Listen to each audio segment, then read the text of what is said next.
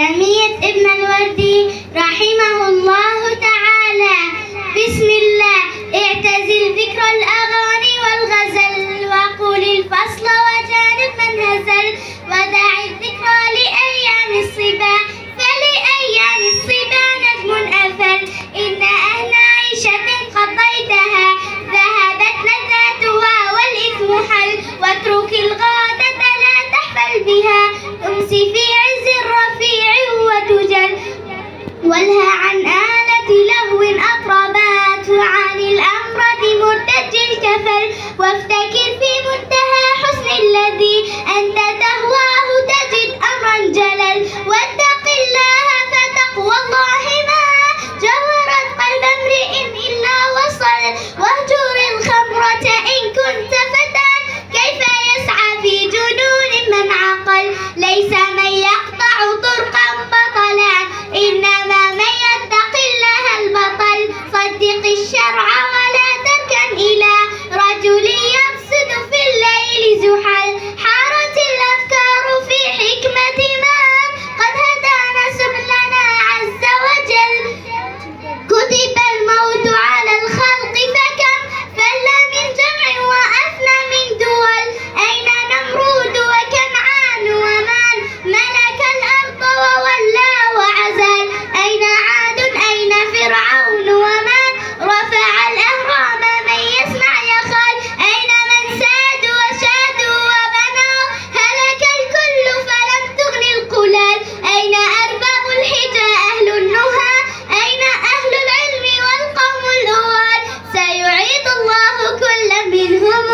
وسيجزي فاعلا ما قد فعل أي بني اسمع وصايا جمعت حكما خصت بها خير الملال اطلب العلم ولا تكسل فما أبعد الخير على أهل الكسل واهجر النوم وحصله فما يعرف المطلوب يحقر ما بذل واحتفل للفقه في الدين ولا تشتغل عنه بمال وخوال لا تقل قد ذهبت أربابه كل من سار على الدرب وصال في ازدياد العلم إرغام العدا وجمال العلم إصلاح العمل جمل المنطق بالنحو فمن يحرم الإعراب بالنطق اختبل وانظم الشعر ولازم مذهبي في اطراح الرفد فالدنيا أقل فهو عنوان على الفضل وما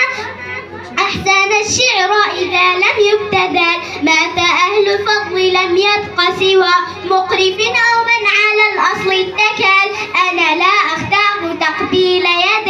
قطعها أجمل من تلك القبل إن جازتني عن مديح صرت في رقها أو لا فيكفني الخجل أعذب الألفاظ قولي لك خذ وأمر اللفظ نطقي بلعل ملك كسرى تغني عنه كسرة وعن البحر استزاء بالوشل اعتبر نحن قسمنا بينهم تلقاه حقا وبالحق نزل ليس ما يحوي الفتى من عزمه لا ولا ما فات يوما بالكسل اطرح الدنيا فمن عاداتها تخفض العالي وتعلي من سفل